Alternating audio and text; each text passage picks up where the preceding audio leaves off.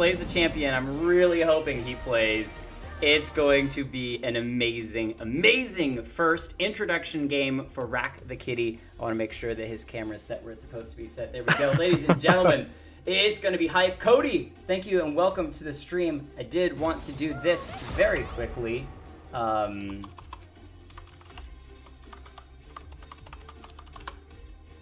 Congratulations, Cody. You have been not only a monster on the stream, both in supporting and showing up consistently, but also with the gifted subs and overall being a just huge, huge supporter. You're constantly showing up, playing, and being truly what XLNC stands for in positivity and bringing people together in the world of League of Legends without toxicity and salt. Congratulations on getting the first MVP of XLNC Shoutcasting because, or not MVP, VIP for XLNC Shoutcasting. So just wanted to throw that out there. You gonna get a shout out on Twitter as well. But we are into game number 1. It's gonna be Team Mental Brain versus Ice Lies. Zoe banned away is Ice's one trick, so he'll have to play something else. I'm not gonna ruin his other player or other champions as LeBlanc banned away. I think that is against. That's not Phantom Attempt because he usually plays a Nivea. So I'm not sure who the LeBlanc ban is specific to, but nonetheless, strong mid laners. Look at that, Zed and Akali. They're just really pinching this mid lane pool. No one gets to play mid lane. Everyone, shut it down. No assassins, no mid lane. It's just going to be everyone in the jungle the entire. Oh wait, that would be so interesting if you played a game 5 versus 5 only jungle. You never get to go into the lanes. You have to wait for minions to destroy turrets. And that would kind of suck, actually. There was a custom game that used to exist wherein you had to be in the jungle. You couldn't be in the lane at all or get any XP or anything like that. And you would have to. It was a fountain dive. That was very, very interesting. Oh, I think that what I called it with friends was touchdown, where you're trying to take all of these champions that can hop over walls, and all you're focused on is getting into the enemy's fountain. And then you could complicate it by it has to be an execute. It can't actually give a kill to the enemy champions. And usually it was like whichever team got 5 first won the game. But yeah, lots of waiting around for flashes to come off a cooldown.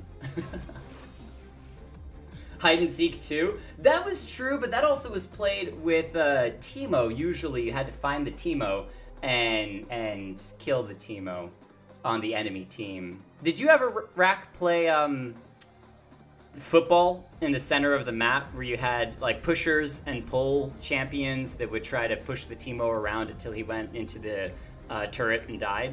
Oh, that's weird and silly. I played it like once or twice, but the general concept kept breaking down. You'd always get like 1 or 2 people that weren't quite into playing that style. And True. And what I loved about those old days was there was so much creativity when it came to different styles of playing League when it had literally one map. So much to the point that they invented the ARAM map. That was my favorite thing, was that so many people were playing ARAM so often, and the custom lobbies were just constantly full of ARAM. Riot said, all right, obviously we need to make this an actual thing. And ARAM exists because people invented and played that so often in the custom games. We gotta talk about these picks though. Phantom Attempt grabbing Kalista, should have seen that one coming. He actually played Kalista in normal games and then occasionally would take it into ranked mid lane, pairing the ultimate with the jungler. So he could actually pull the jungler out of the jungle and throw them into the enemy mid laner, knocking him up and dealing good amount of damage. I don't know if he's going to be playing AD carry or mid lane. We'll find out, as Fadelul is going to be on his one-trick pony. Shaco, excited to see that. And Jimmy Jar, once again, on his destructive cane in the jungle. Happy about that. It's really interesting to see these in-houses because over time you get a really good idea of what players one trick, what players really like going for this or that. You can end up seeing not only some really unusual picks or some unusual play styles, but when a lot of people play in-houses against each other and you start trying to mind game with a player that you already know, you can end up with some really, really interesting derivations of the meta. And that's where, when people say on the forums that everyone's stuck in their own lanes, you gotta have people play these certain things, that is not the case, at least not on this stream, and I love it as a caster, because the players, there was one game particularly in which 4 people on one team all took Smite. For the focus of screwing with the casters, because they knew that we're sitting there trying to predict what lanes they're going to go, what their matchups are, who's strong in what lane, and all this sort of stuff. And yet when 4 people are running Smite, we're going, Well, everyone could be jungle. We really don't know, but we'll make our best guesses. So, oh, no way. There was the Karthus ban on the side of Mental Brain? Okay, all right. That actually is sad. Have a Cookies, that's his one trick, but it's been banned away, so he'll have to play something else. I think that might have been some miscommunication in the team saying, I want you guys to grab me, Karthus, not to ban it away. But either way, we won't be seeing Karthus this game, as Have a Cookies is so good on that. Enzalor grabbing the Alistar, which means for the side of Mental Brain, we're left looking for a mid lane, maybe, and a support. They probably should go with something tanky, because they don't really have a tanky frontline at this point. They have a very interesting composition. Right now, I mean, we're only seeing 3 out of the 5 champions, but right now their team is very, very pick heavy. Lots of ganks, lots of moving around the map and trying to pick off the lone targets. Kai'Sa can do a lot of different things, but Kai'Sa still works very, very well in a pick composition. So this is going to be really interesting to see exactly how they're going to play against that, or what they're going to do to. Yeah, so that makes me feel like it's going to be a Kalista in the mid lane. She's going to be looking just for farm and poke, wait for the jungler to gank, and Kayn being able to run through walls. That's not the most ideal option, but there are different things where Kayn can dive, theoretically speaking, too heavily underneath the turret to get the kill, and then Kalista pulls him out safely with that ult. Okay, Yep, Mental Brain, you are giving my brain a workout right now, because I'm just going to shut up and wait to see any trades before I try to make sense of this team. Fadelol has played Shaco top lane exclusively, so he can go jungle, but more than likely loves that top lane Shaco. But man, that Katarina pick is throwing me for a heavy loop. Oh, wait, I got this. It's Kalista support. Let's go ahead and talk about these last picks for Ice Lies, and then we'll get into analyzing after we make sure there's no trades in the players. Sure. I mean, right now we're looking at a double smite on both sides of the field. Not necessarily something I see, but the in-house is an interesting place. Do you see double smite happening often? Well, not often, and there's something to note if you haven't spectated League in a while, is that will sometimes clip over at the last second. That's a minor spectator visual bug in which they can change their spells, but those spells are probably what they last played in a normals ranked game, and then they'll switch up once the timer ticks 0 before it starts that 3-minute countdown. So okay. That makes much, much more sense. I feel a little less confused. If we still end up seeing the double smite, I will be much more confused. So there we go.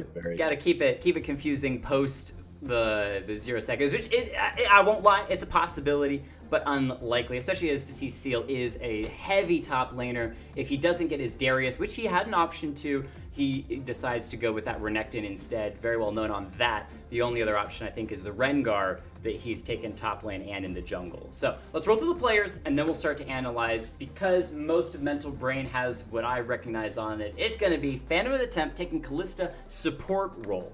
Fadelol with the Shaco in the top lane. Jammy Jar, welcome back with the Kayn in the jungle. Heal it up on the Kai'Sa 80 carry role, and Have a Cookies in the mid lane on that Katarina. Should be an extremely interesting composition. I mean, their entire game is let's find one person that's out of position and let's pick them. Let's go gank top lane. Let's go see if we can pick somebody off in the jungle. Let's see if we can just get that one person and roll it there when it's a 5v4 at that point. And it's going to be really interesting to do that, because you're not seeing a whole lot of crowd control from this, really. You're seeing, in fact, very minimal amounts. So if they don't start out ahead and they don't really start snowballing, they're really going to have a hard time being effective. And for the side of Team Ice Lies, we've got Ralik? I'm going to say it's Ralik, taking the Lucian 80 carry roll. Sorry if I'm butchering your name. Ice with the Lux in the mid lane. Nerzulian on the Rengar in the jungle. Enzalor with Alistar support. And last but most definitely not least, Deceased Seal on the Renekton in the top lane, which may have seen this matchup between Seal and Fadelol on the Renekton and Shaco before. Excited to see how it turns out this game. The one thing when you're talking about the CC, Shaco boxes and Darken Mode Kayn's knockup might be enough CC that if they're focused on those skirmishing fights, they can handle some of those smaller 2v2s and 3v3s. But when you're looking at Ice Lies, it's a scary composition with the Alistar super mega CC knocking people up into the snares from Lux, Rengar hopping all over their faces, Renekton slicing and dicing through the whole team. That is a 5v5 composition that loves to murder everyone. So I feel like Ice Slice has the edge, especially when it comes to mid and late game team fights, but I might be wrong. I think that they're definitely the safer team, you know? We see that Mental Brain has somewhat of an unconventional team, and a lot of the risk has been put on them as a result of that. If they start getting picks, it's going to go great, and once all of them, or even just a couple of them, are able 1v1 or even 2v2, they're going to be in a really strong spot because they're a very mobile team, they're a very gank heavy team, they're the aggressors in this situation. Meanwhile, Ice is really, I mean, they have a conventional team, great for team fighting, great crowd control. You have a couple of people that are really, really good in dueling, but they also have a lot of utility. So, you know, as long as they can avoid getting too far behind, they should be able to force Mental Brain to play their game as the game moves on and on farther and farther. So it'll be pretty spicy to watch and cast nonetheless, and I am blessed with an empty house tonight, so boys, get ready to bring the hype, because it's going to be an exciting time for the people that are new and have not been here before. This is XLNC Shoutcasting. We shoutcast every Tuesday and Thursday starting at 9 p.m. Eastern Standard Time, where you all are welcome. I'm going to reset my little transition there. You're welcome to join us. Anyone of any rank, of any skill can play. These are custom drafts. Nothing is on the line. There's no reason to bring any toxicity or assault because nobody loses anything if you lose the game. These are just meant for fun and to bring the esports to you guys because you're amazing and awesome, and we want to see your fantastic plays. I've got with me an amazing duocaster with me, Rack the Kitty. He's been casting for 6+ years. He streams as well. You can use that exclamation point guest to be able to get all of his information. He's been streaming for most of today, and I've actually hung out on a bit of his stream today as well when I was at work. So cool stuff. And it was great to have you. It was great to have you on Monday as well, where our little 1 hour talk turned into a nice 3 hour. Oh yeah, that 3 hour analysis. If you guys want to be casters, if you're thinking about casting, not only is Thursdays a great place to be because I pull in new casters as my duocaster every Thursday. So if you want to give it a shot, welcome. We had some guy last week who had never casted before ever. First time trying it. Fantastic. Fun time having him on. So if you're interested in casting, feel free to drop by on a Thursday. That said, Rock, have you gotten the video up on YouTube yet, or are you still working in the process of getting that up? It's not on YouTube, but it is on Twitch. I've been doing a lot of things to get ready for DreamHack this week, and putting a video onto YouTube has not necessarily been the highest priority. I understand as somebody who tries to get all of these casted games onto YouTube and fails. I understand the pain of just having too much on your plate all at the same time. But yeah, so we'll get that link to you guys. I'll probably put it on my Discord as well. And eventually it'll be on YouTube. So if you're interested in learning about esports and shoutcasting, it's very educational. But we are ready for game number 1. Team Mental Brain versus Team Ice Lies. Let's see what both these guys have.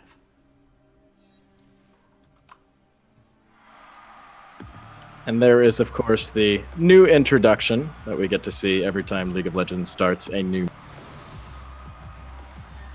Got those dancing minions. I like to think it's for me, and then I realize it's for the person who's actually going to carry because I'm a support main and usually don't know what I'm doing. You know, when the support's doing a good job, you don't realize the support's done anything at all, but the supports really, really do make the difference. It's crazy, the difference between a really good support and one that's not quite meshing with you as well. I did finally, Tuesday after the stream, get to have my first Pyke game ever, which was pretty amazing. And I love that champion. I just wish I get to play him more often. I'm not ready to take him into ranked yet, but... Wait, hold on. Who did Kalista? Oh, that's right, because it's Kalista support. She bonded with the Kaisa. For a second, I was thinking, again, Kalista mid lane, but it's not, so we're good. So that's basically, as a support Kalista, your job is to just harass the enemy champions, and when your AD carry's in trouble, use that ultimate to pull them to safety. So probably not going to be engaging with it too much. What are your thoughts on that Kalista support? I mean, as on paper, you know, on paper, the harassment's not bad in the slightest. A lot of opportunities to get in. As soon as you throw a spear, you can either back away, or if it looks like you've got some good opportunities, you can keep on poking away. As soon as it looks like anything's dangerous, she does have some nice mobility to get back out of there. And I mean, the ult does at least protect your AD carry from a gank if it's a really nasty one, so you do have that option. That is awesome, Poison. Glad to hear that. Whoa, early flash out to see Seal from that top lane. This Shaco's one trick. Fadel knows every detail of this champion. I've seen him escape death by pixels 1,000 times over. As Ice getting a little bit of harass onto Half Cookies in that mid lane. Has to step outside the AoE whenever that dagger is on the ground. Takes a little bit of harass back, but not too crazy so far. Items seem pretty simplistic and as per normal. One interesting choice is that Callista using the Ancient Coin in the bottom lane, so it doesn't have to focus so hard on harassing, you'd think, with perhaps that AP supportive item, instead going with something that's a little bit more about just that passive gold farming. As Have Cookies gets damaged out in the mid lane, drops extremely low. Whoa! Ice! Beautiful job, does get ignited, but takes out Have Cookies for first blood in the game as we see an engage from the Alistar in the bottom lane. Level 2 goes in, knocks Heal it up, gets a little bit of damage, but they're gonna back away. So Ice Lies not only getting first blood, but shoving Mental Brain's bottom lane back underneath their own turret. Great fight in that mid lane there. This is exactly what XLNC Ice wanted to get doing. When Katarina ends up jumping to you, if you're stepping back, you can immediately throw the Q in front of you, and as long as you can lock her down, you're free to punish her. A lot of people like to step away, and they worry, as soon as they take the electrocute damage, but as long as you can keep trading back, Lux really does have terrifying damage, especially in the first 2 levels. She has a lot of burn. And really, Ice is doing a beautiful job of what you need to do on Lux, of layering auto attacks in whenever you get those spells down, because you can get that little burst of extra damage. As Nerzulian dropped about half. Did not get the Scuttle Crab, lost it to Kane, so he's going to be happy about that. And he looks like he may be headed towards that top side, seeing if he can join Fadel with an Ignite for something on Deceased Seal. Doesn't have much rage built up. Jammy Jars got that double buffs as well, going to initially start with the slow, but let the Renekton walk away. Looks like Renekton is going to stick around a little bit longer here. I think I would have enjoyed seeing Kane maybe try and pursue that just a little bit harder. Maybe if you can get in just 1 or 2 auto attacks, because I don't think Renekton really has an opportunity to turn against you. Not a very clean one with Shaco's threat. But as it is, still good harassment, keeps him on his toes. Yeah, and that one of the things about red buff is it can be deceptive, heavy amounts of damage early on into the game. Whoa, in the bottom lane, Callista maybe down, Phantom of 10 flashes and gets the heal from the Kaisa, so will be able to live for now, but a huge engage by the Alistar. Once again, as soon as he hits level 2, his scary threat goes from 0 to 100 real quick. Absolutely. In the mid lane, Kane coming in for a gank. Oh, Not quite able to do it. Callista's gone in the bottom lane already. Heal it up, trying to walk away. Alistar wants to get the stun layer down. Heal up, getting a little bit of attack damage back, but out of mana, is just going to be farming slowly underneath the turret. Takes another light shot from the Lucian. There is not a lot this bottom lane for Mental Brain can do, especially against that Alistar, who's going to have his engage up every 60 seconds or so. Whoa, there's the flash. Yeah, there's the engage we're just talking about. He is going to take a good bit of damage up from the turret, and that means that Kane can come in from behind. Ray Lake able to trade in, is going to be able to pick up the kill, and now Jimmy Jar going to be hit by a full wave of minions. Can't get into the wall in time, so he's going to go down, giving 3 kills now total to the Lucian, and Ice Lies, despite a couple of questionable plays like Alistar inting underneath the turret, comes out massive with a 3-0 Lucian already at the 5-minute mark. Yeah, and that's exactly what they want. If there was any person that I would want to see fed on this team, it's probably going to be Lucian. Lucian would be great. Rengar would also probably be a really great secondary choice. But if they can start getting really fed down in that bottom lane, if they can start forcing blue team to have to commit more and more resources down there, anytime blue team is responding to something, they're not being the aggressor. They're not the ones that are determining the gank. Suddenly they're on the back foot, and that's exactly what red team wants them to be doing. Thank you, Nova, for marking that. I completely forgot to actually save the team names. It's one thing to write them into the notepad. It's another to save them so that they actually show up. As, whoa, Fadel probably going to be burned down with that Ignite, but he is going to trade one back onto the Renekton. He's extremely low. He might actually be able to walk away with that sliver of health on the top side. He is going to live. I'm not even positive. I thought that Ignite was going to take him out for sure. As I cut my sentence off in half. We were talking about on Monday the errors of casting. Not finishing my own sentences is one that I'm really bad about. Well, sometimes sentences can be left at the half thought. As it was, that was a really close fight. It was exactly what Shaco wanted. Renekton came in into what would have been very good initiation, but he had a box. Nerzullian down to about half, fighting Jammy Jar. He might not be able to escape as the Kayn gonna want to chase him in. The Rengar does have Flash, able to escape for now. Ice using the barrier, might be able to get to the Blast Cone in time. Doesn't use it, shields himself, but still not gonna be up. And Jammy Jar, as the Alistar roamed up to save his jungler, has to run as well. So that's a kill traded back to the side of Mental Brain as Cat is gonna pick up her first of this game. A lot of summoner spells coming out here in the bottom lane. Most of the flashes were used up in that engagement. Kayn was able to disengage safely. It was a little bit of a close thing down there. Alistar goes in, gets the knock up onto the Kai'Sa, heal it up, being dropped down, bait, stunned up as well. Lucian able just to pop her, drop her, and now Phantom of Temp in a bad spot, stuck between a rock and a Alistar, and that is Raylick picking up his 6th kill of the game. If you wanted a snowball game, Lucian is happily able to provide.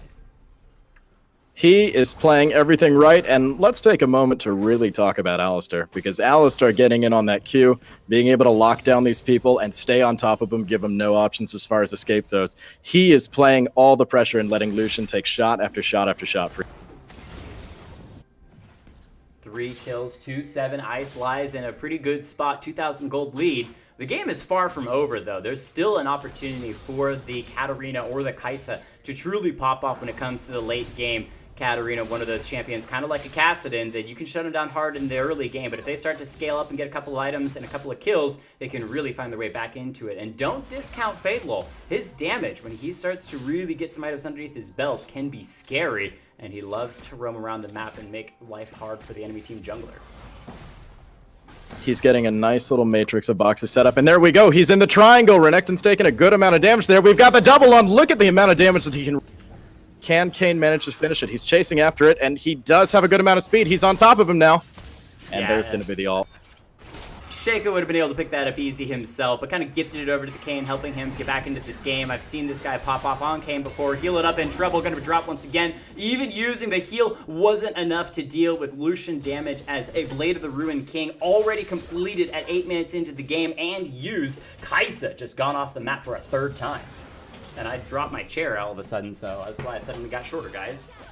It's not that, you know, I'm Mario and lost a life. No. As Phantom of Temp will probably be dropped once again on the bottom side as well. Underneath the turret, Raylick going legendary, even take a couple turret shots, not concerned about it, as they have completely destroyed this bottom lane. Nerzullian looking at ganking the top side as he's going to be hit by one of those Shaco boxes. Feared hops in, immediately shut down. That's the Fable I'm looking for. The fears are just way too much, and Rengar's popped in out. Damage is absolutely terrifying. It's really, at the moment, blue team's top lane, Shaco, is emerging as a heavy contender here. Meanwhile, down in the bottom lane, everybody has their eyes on Lucian. And it's really going to have to see who can scale harder. We've got Kayn coming in now. What's he going to be able to do? There's the knock-up. Lucian turning on him. The damage is incredible.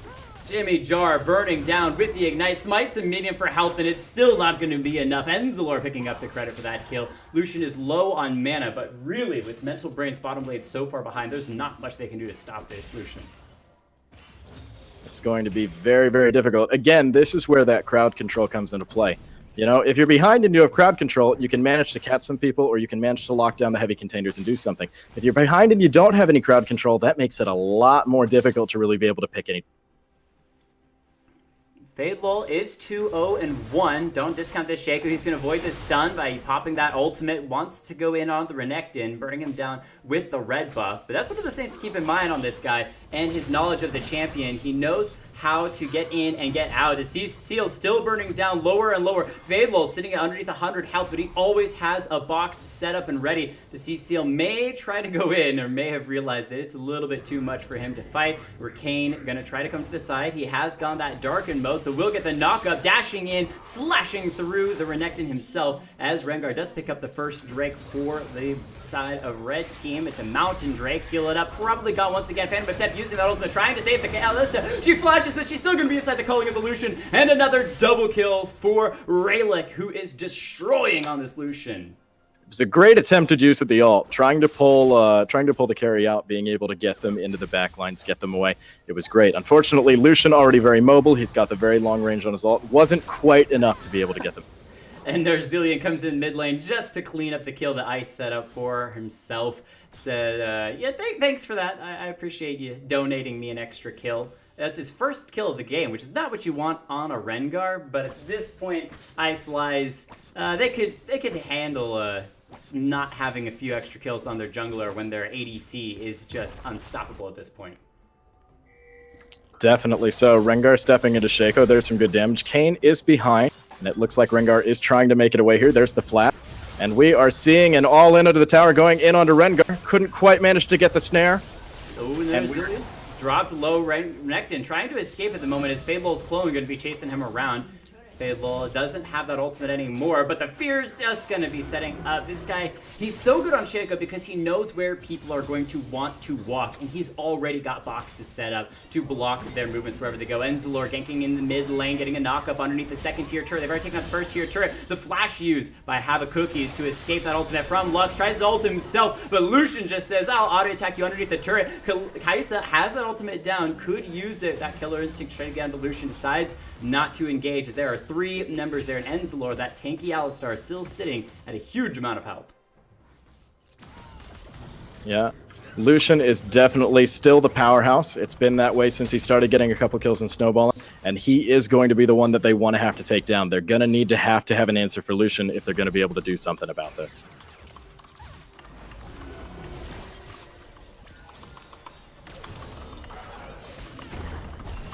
We are seeing a hit onto Lux. Lux is able to flash away.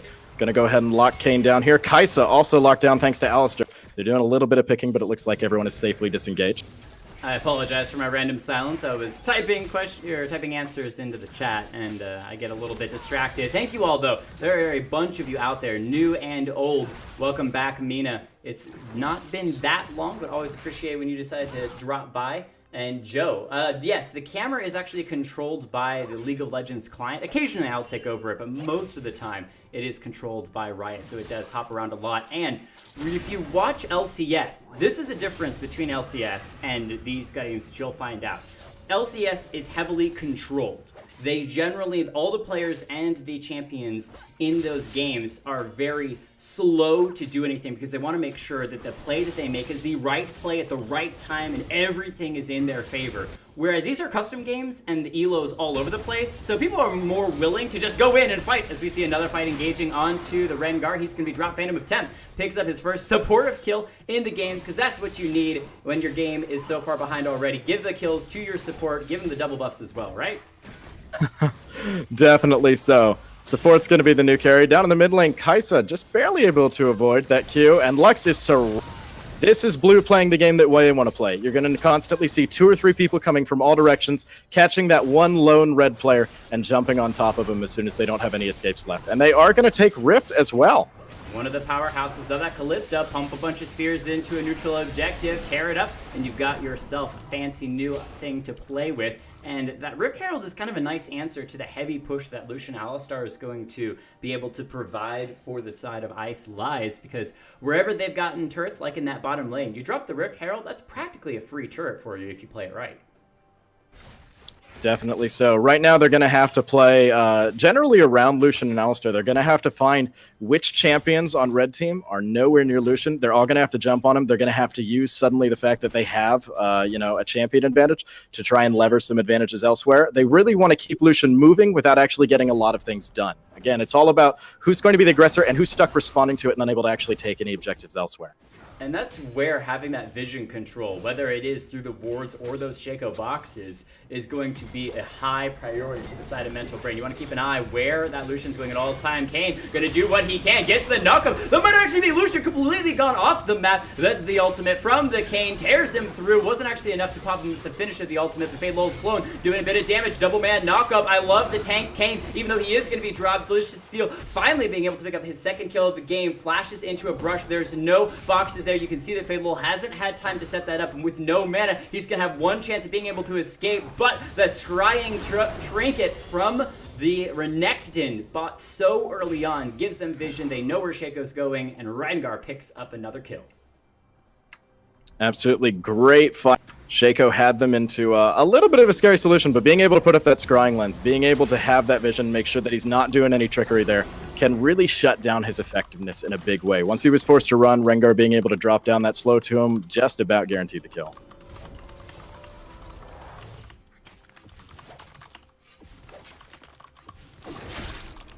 Over in the mid lane, we see a little bit of some tower hitting, not too much. Down in the bottom lane, Kai'Sa's just about to get the tower down. She's going to be forced to retreat because Lucian is there, and I don't think there is anybody that can really take Lucian one-on-one. Possibly Kayn, if Kayn's able to get into him on a good situation.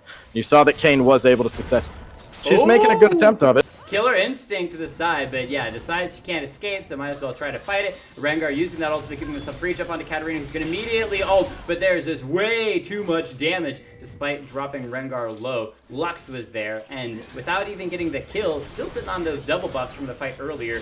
That's a wind drake that Ice Lies is going to jump on and should be able to pick it up. Kayn over the wall. He smites it! No way! Walks through the wall, smites the wind drake, and then gets right back through. I love it. Phantom of Temp going to drop in the top lane. Seal has his item and a half that he needs. Black Cleaver Tiamat gives him plenty of damage. And unless it's Shaco, who he just can't hit because he's so slippery, Seal will probably win on most of those fights.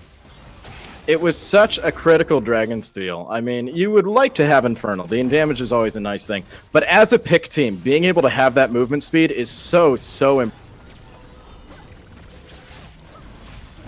Katarina looking to engage in the mid lane. Alistar getting a knock up onto the Kayn. Kayn's going to get a knock up right back, but it's a very tanky Alistar. He still has yet to pop the ultimate, and Katarina gone. Way too much damage from that Lucian, able to slip it in with those auto attacks and abilities. Lux able to pick up the kill. Kai'Sa ulted by the Kalista, saving her life, but it's a hard push by the 4 members of Ice Lies, pushing down the mid lane. They have that Mountain Drake as well to deal the extra damage onto that turret. Should be able to pick up that inhibitor turret, and maybe the inhibitor as well afterwards. The Seal is pushing everyone off of the base. Inhibitor is in the eyes of Ice Lies. Shaco to the backside, trying to finish off the Lux. Might be able to do it with the ultimate as well. In the meantime, Lucian has been dropped by Kai'Sa. This is a huge fight for the side of Mental Brain as Rengar is in the middle of everyone, and my computer is freaking out right now because of this fight. There's the snare onto the Kayn. Can they make the final play? Killer Instinct used by Kai'Sa. She's to the backline, but she's extremely low. Enzalor can't be able to get the finish off. Lux still alive, and Rengar takes away the Kayn. Almost finishing off the fight. Yeah, Katarina's back up, wants to clean it up. We'll see if the Queen of Cleanup can do it. She's able to pick up one on the Rengar, but burning down. Still very, very low. And Lux, oh, nice jump though, keeps Katarina alive. Lux has really been doing just about everything right in these team fights. She's standing generally towards the back. She's really locking down most of the scary targets. As a result, she's able to get a lot. As long as Alistar and Lux are able to crowd control people, you know, Katarina coming and getting crowd control, anybody trying to get near Lux, crowd control. As long as they can lock down these assassin targets and just let Lucian do his job, it's going to be incredibly difficult for Blue Team to get any work done. Absolutely agreed. And Ice is just so good at following up on what the rest of the team is able to set up. You saw in that last fight, despite some of the FPS frames dropping, using that barrier to stay alive through the initial burst, and then just kiting, letting that front line of the Alistar, Renekton, Rengar really kind of direct the focus of the fight so that Lux could get out and throw all of those ranged spells and be a powerhouse after Lucian already died, which at this point in the game, you would think 12-2 Lucian, if he dies, that fight's over for Ice Lies, but that is not the case. Yeah, so many of Red Team are already in a great position. They already have a lot of damage.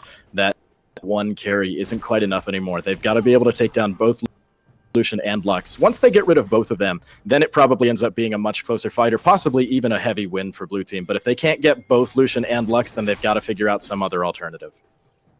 Alright, guys, don't mind me if you see a couple random screens popping up. I'm trying to close a couple things so that my computer isn't taxed quite as heavily, because apparently I'm pushing it a little bit too hard. But we'll see if that's going to be able to help clean up a little bit. Game state at the moment, 28 kills to 14 as Mental Brain wants their 15th kill of the game. There's Julian, the target. He's going to be knocked out by the Kayn. Beautiful play. Triple knockup as well. The Alistar goes in, though. He's super tanky, able to absorb a lot of that initial damage. Kayn through the wall, able to pick up his own in tray, but it's a 2-for-1, and he's going to follow as well, making it a 3-for-1. I have Cookies wanting to get onto Renekton in the top lane, starting to take a couple filter shots. We'll see if she can get the bait and the play. See Seal walking through the minion wave, and Katarina, are you really going to walk right back in? Okay, all right. Katarina ins underneath the turret. I mean, at this point in the game, you're kind of so far behind 12,000 gold that you're making some just fun plays, knowing the game is probably over. That was actually some fantastic microplay from Renekton. Renekton, seeing she was really desperate to jump to him, actually dashed as soon as she came onto him, got safely out of range. Coming back in as soon as she dashed to him again, immediately. Oh, nice little snare onto the Shaco on that bottom side. Is the Kalista. It's actually the target. He's going to go down. She's going to go down. As Fadelul is going to walk away with a quarter health. The fight for the bottom lane inhibitor won by Ice Lies. Not only being able to pick up a kill, but able to get that inhibitor as well. Now they're going to move towards that mid lane second inhibitor. They want to get that so that all the lanes are going to be pushing those super minions through. Katarina trying to jump onto Lucian, but she's been bursted down. Shaco to the backside, trying to finish him off, getting a little bit of the burn down, but he's going to have to run away. Alistar playing that perfect front line, knocks the Kayn back, no engage possible. Kalista wants that killer instinct to try to finish off Lucian, but again, when everyone's running for the Lucian, it is an easy time for the Lux to be able to just burn them down. It's exactly like you were talking about. During the laning phase, Shaco's able to get up. I think in just about every kill he had, there was a triangle of boxes around his victim. But in a game like this, you know, once you get 3 or 4 people going on in the team fights, Shaco doesn't necessarily have time to set up the boxes in the way that he might like. You know, the waves are pushing too fast one direction or the other. Or you have so many people going on him that there's no guarantee he's going to get his intended target. Oh, I like that ultimate from the Kayn, following Nerzulian over the wall, hopping right back in, misses the knockup, and the ulting Rengar going to be able to slip into the shadows to get away. Very good escape from Rengar. Right now we're looking at a 15-34 game right now. It's definitely in favor of Red Team by about a 14,000 goal. We're still seeing Blue Team able to get some picks, though. Now that they have 2 inhibitors down, they're really going to have to be held into their base in a long time. And once you start forcing them together into one place, you know, once they really have to all be in the base at any one time, it's going to be a lot harder for them to get the picks that they're desperately looking for right now. And again, when you're shoved into your base, it's the team that has the 5-man composition that's going to synergize better. And Ice Lies has that group, has that composition. So when they group as 5 inside the enemy team base, there's almost nothing that Mental Brain can do. They're going to be able to pick up a Baron, and that's going to make their push even better. This game is probably a foregone conclusion, but there's still some plays that could happen, as Cookie is trying to finish off the top lane turret. Will be able to get it. Now we'll see if she can make the grand escape. Just goes down to Lucian. Alistar even sneaking in an assist with that heal. Yeah, they have very, very few options here. The only thing that they can really do now, Shaco has to set up some boxes. We have to get, Kaisa in a good position where she can get onto either Lucian or Lux, and we need to see basically everybody throw themselves at both of those. That was some disgusting damage from the Lux. Lands the snare, throws the E-auto just to pop the Kalista. Shaco wants to find the assassination, trying to drop the boxes, immediately forces out Ice's flash. The snare's not going to land. Kalista goes in with the killer instinct. She's dropped extremely low. Delicious Heal trying to chase it in. Heal it up, going to be popped by the laser from the Lux. Goes down to the 38th kill. And Katarina, you just cannot fight the solution at this point. 17-2-6. He's going to clean up the top lane inhibitor. Culling going to push Kayn off of the Nexus turrets as well.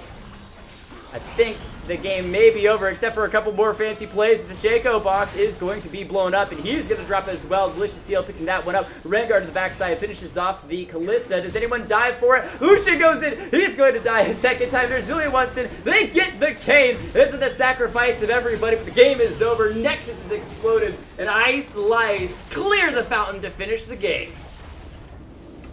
That is going to be the end of that. I think this ended up kind of being textbook, you know? We said that Blue Team was really going to have to come out strong, and they really had to start ahead. Otherwise, they were going to have trouble to make these picks. Nearly, I don't want to say right off the bat, but in the first couple of minutes, we saw Lucian pick up 3 kills, then 3 more right on the heels of that. Shaco was having a really good start, but Lucian was able to start snowballing bottom lane heavily. In the mid lane, Katarina wasn't really able to make quite enough of a difference against Lux to be able to have a strong answer to that. And once they started snowballing and forcing people together into team fights, Blue wasn't quite able to hold it out. Red was really able to leverage that advantage. They're really able to play that team fight game that they want to play. And that is something to keep in mind whenever you're playing your games. Are you going to be focused more on, I want to carry this game, which is something that a fed Katarina or a fed Kaisa or a Fed, potentially even Shaco, I've seen Fadelol do it, can do? Or are you looking at the team composition? What are we going to be able to do? And those are two very different mental states when it comes to playing League of Legends, especially if you're looking at ranked or flex fives or those types of games. So just keep that in mind. Consider what your team is also picking up. Whereas Mental Brain was focused more individually. What can I as an individual be able to do? Let's go ahead and roll through the MVPs and honorable mentions, which, Rack, as you are new here, I'll show you how to do it by rolling through the winning team first. Team Ice Lies. The honorable mention I'm going to give over to... It's really tough because I want to give something to Ice, but it's going to have to be a shout out to Ice. Landed a lot of snares and really outplayed Katarina, one of the harder champions to outplay in the mid lane, because she's such a bursty champion. As soon as she gets a couple of items, she can feel unstoppable. She's dodging all over the map. But Ice was so good about patiently layering auto attacks in with spells to get that initial damage down. The honorable mention is going to go over to Enzalor on the Alistar for just decimating that bottom lane. Not afraid to even dive underneath the turret fairly early on to give those kills over to Raylick, who's going to get MVP. And a lot of that is because your support can do a ton. We talked about Rack even saying before we got into game that a good support and a bad support, there is a major difference. But even a super good support is not going to win the game because you need to have somebody that can respond to that. And Raylick responded beautifully every time. When Alistar went in, Lucian went in. And that's scary for a very squishy AD carry to use that relentless pursuit to aggressively move forward, but trusted to support. I've never seen these guys play together. They probably have never played together in the past, but they looked like a perfect duo the way they played. I'm going to go ahead and recognize probably the same three players. As an honorable mention, I'm going to honorable mention both players in the bot lane. I really feel Alistar had absolutely perfect openers. He gave every opportunity for Rollick to go in. He locked targets down. He kept Rollick safe. And Rollick did an excellent job of following up on that. And that can be a difficult thing. In a lot of matches, it doesn't matter how great of a play the support makes if the AD carry isn't willing to go in. And in the same vein, it doesn't matter how good the AD carry is if the support's not willing to actually, make those initiations, back them up. They played beautifully together. They were in perfect sync with each other, especially for two players that probably have never played a match together before. My absolute MVP is actually going to go to Lux. Lux wasn't the playmaker here. Lux didn't even have the best score, but Lux played textbook perfect. In every engagement she was in the exact positioning she should be. She was locking off areas that the enemy could attack with E. She was locking down people that were a big threat with Q. She was able to know exactly when to go in. She was able to know exactly when she would retreat. She really played just about textbook perfect and was there to support people when they needed it. I am not friend biased, okay? Okay, I can compliment new players. It's actually, comparing me to Wraith, I give more honorable mentions and MVPs to people who have not played on the stream before. Secretly, that's to encourage them to come back. No, I do give a lot of honorable mentions and MVPs to people who have not been on the stream before. But I do have a slight support bias as I am support main, which is why I had to talk about Alistar's plays. To explain very quickly to Rack, because he is new here, we give an honorable mention and an MVP, one each to both teams, the winning team and the losing team. And Wraith usually does both teams because he's a bit of a better analyst than I am. But on Thursdays, we kind of go a back and forth. One of us will do the losing team, one of us will do the winning team. So Oops. Again, no, you're totally fine. You didn't know these things. It's a learning process. And if you ever decide to come back in the future, which I would love to have you, because you just have this beautiful voice. That's just, I didn't explain what it was that we were doing, and that's my fault. So, if you would, give an honorable mention and an MVP for the losing team, Mental Brain. What are your thoughts? Absolutely. Honorable mention is probably going to go to, I'm going to go ahead and give it to Shaco. Shaco played just about the best Shaco top lane I've seen. Every time he had a victim going in, he already had boxes set up. Usually it was a triangle of boxes set up, and he knew exactly when to go in. He knew exactly when to come back.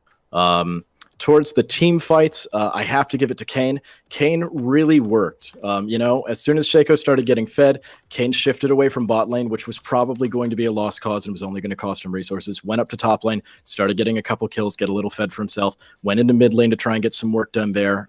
Really tried to keep this even and tried to get the people that were still able to get kills. In the team fights, great positioning, coming in from the back line, trying to get Lux, coming in from in front to try and get Lucian. He was really in great spots to try to take out these people, even if it didn't necessarily work out for him. Fantastic. I do want to double check. Fadewell was honorable mention or was he MVP? I think Fade is going to be honorable mention, and we're going to take Jamie Jar with MVP.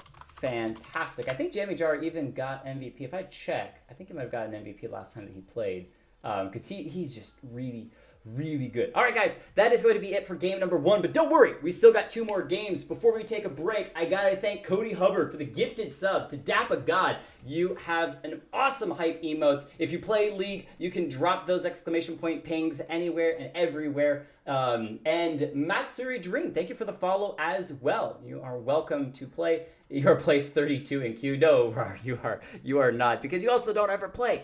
We are going to get into game number 2 in just a moment. Those people who I skipped for game 1 will be invited first, and then we'll move right along through the queue. I think at this point, we'll have everyone be able to play who's interested in playing. Yeah, we don't have a full game 2 yet, so we'll probably reset the queue afterwards. Guys, we're going to take a very short break, and we'll be right back.